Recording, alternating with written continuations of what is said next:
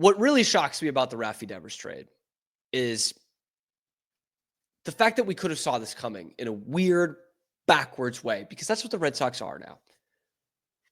This could well become the third time in the last 6 years that the Red Sox traded a future Hall of Famer. And in return, they have gotten Alex Verdugo, Jeter Downs, Connor Wong. So 2 guys that are not with the organization anymore, and 1 guy who I really wish wasn't with the organization anymore with his 0 RBI this year. Vaughn Grissom, Worcester Red Sox legend. And now Jordan Hicks, Kyle Harrison, James Tibbs, and Jose Bayo. That's what you've gotten for 3 potential future Hall of Famers. Mookie Betts, Chris Sale, and now Raffy Devers. One of those deals was made under Chaim Bloom, obviously, but the other 2 were made under Craig Breslow.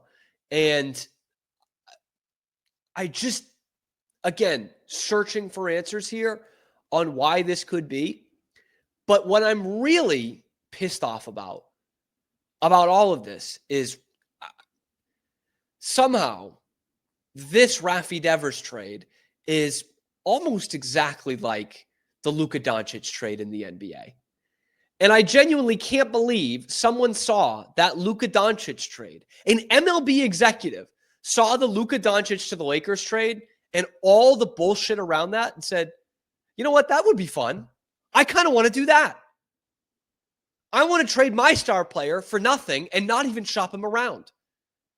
Because now the reports are, from Buster Olney, that the Red Sox didn't shop Raffy Devers around. They had a deal in place with San Francisco.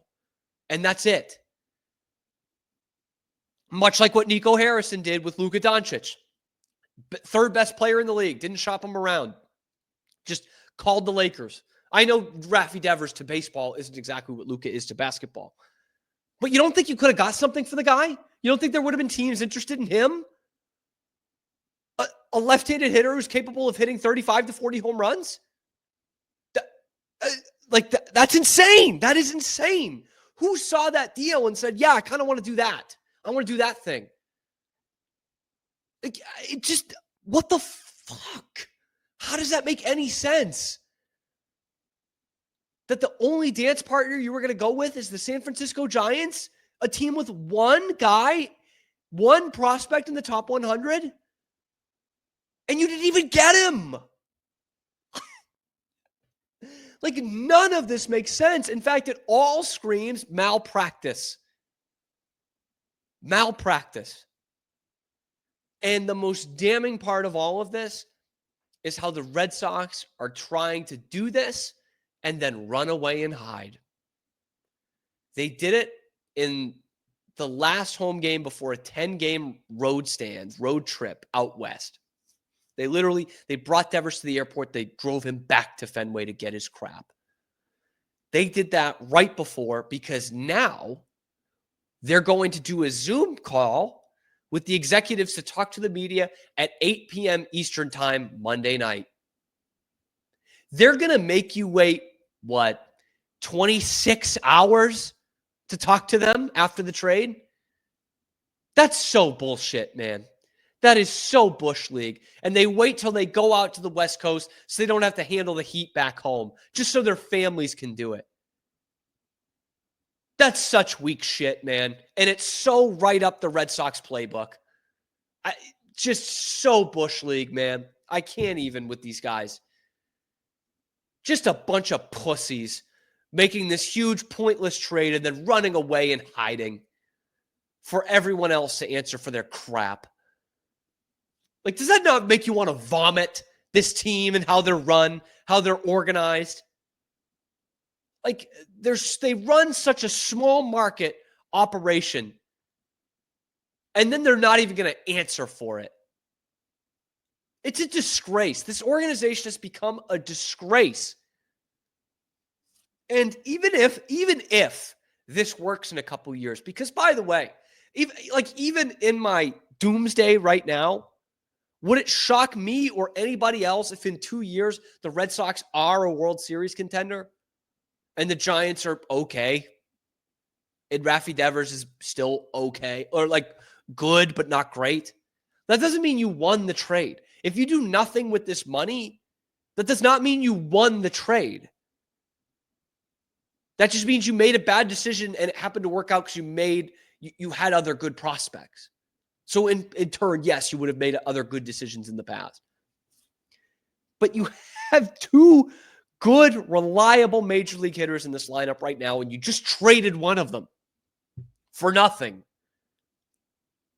For 0 guys who are going to be on your major league roster right now. You've already optioned Kyle Harrison down to AAA.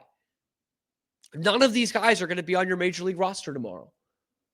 And none of them are good enough prospects to say, boy, I can't wait for them to be on the roster next year or in 2 years. Just a bunch of pieces, just a bunch of nobodies. What is Craig Breslow's strategy here? And why do we continue to see this from the Red Sox? Like, in general, as fans, we're not really owed anything.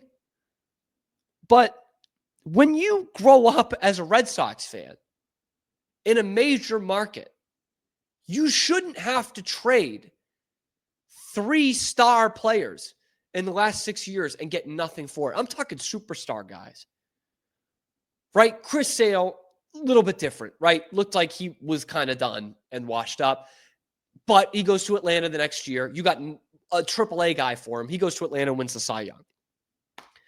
Mookie Betts, you put yourself over a barrel there. Raffy Devers, you didn't have either of those things. He's not washed. You're not being held over the barrel, and you still got nothing. You still got nothing. How does Craig Breslow look in the mirror at night? Or is John Henry and the ownership group just giving him a tug every night till he falls asleep? Because he's just doing their dirty work. They don't want to continue to spend this money. How do you justify that as the Boston Red Sox, man? How do you see the Luka Doncic trade and say, yeah, I want to do that? Like, that's a good way of doing business. It's just, oh my God, these guys have just made this franchise a fucking laughingstock, man. Yeah, they're not the Rockies or the White Sox. They're not the worst team in baseball. But the Orioles, who have fallen so far in the last calendar year, are sitting there laughing at you because they're like, come on down to the basement. Are you better than Tampa after this trade with the way they've been playing? I don't think so. You better than Toronto after this trade? They gave their star player, very similar, by the way, gave him, what, $500 million, $450 million? You balked at $313? You traded him for a bag of baseballs? This is the most shocking trade they've made in 100 years, right? Forget the Chris Sale thing. Forget the Mookie Betts trade. We saw that coming. Forget the Nomar trade. He was on an expiring contract and was also refusing to play the field. Manny, expiring contract. Keep going down the list, man. Keep on going down the line. You're not going to find one that's as stupid or as out of nowhere as this one. Nobody saw this coming. And MLB executives, not just fanboys, not guys calling into EEI and the Sports Hub, MLB executives are saying, I got nothing here. I mean, I guess I can understand why they trade him, but how did they not get more than that? Why didn't they shop him around?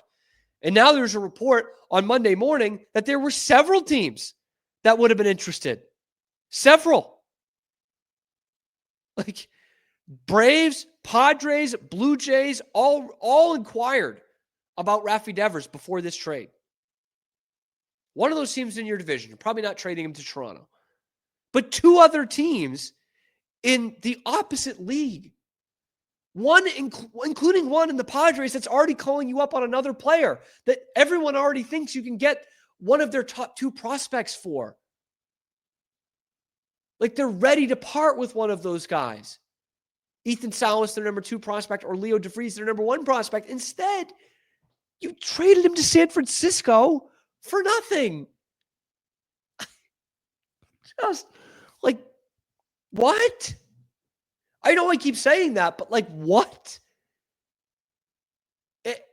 MLB, and what is great about this is the second time in a month that there's been a story from several MLB executives saying they have no fucking clue what the Red Sox are doing. They didn't know about it. They don't know why they did this Raffy Devers thing and why they only shopped in the one team. And remember, nobody could understand why they weren't calling up Roman Anthony. When you are running an organization that's supposed to be the epicenter of this sport, and there's twice in a month where all your peers running other baseball teams are saying, I have no clue what they're doing, then maybe you don't know what you're doing, Craig. John, Linda, Tom, Sam. I thought it was crazy when I heard that Theo Epstein was coming back, but he wasn't going to be part of the decision-making process. Clearly, that is true. Clearly, he's not part of the decision-making process. Because this makes no sense. And when you're getting compared to the Luka deal, it's pretty bad. It's pretty bad. But let me know what you guys think in the comments.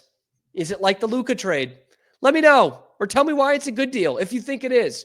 Like and subscribe if you hate this Raffy Devers trade and if you hate Craig Breslow and this Red Sox front office.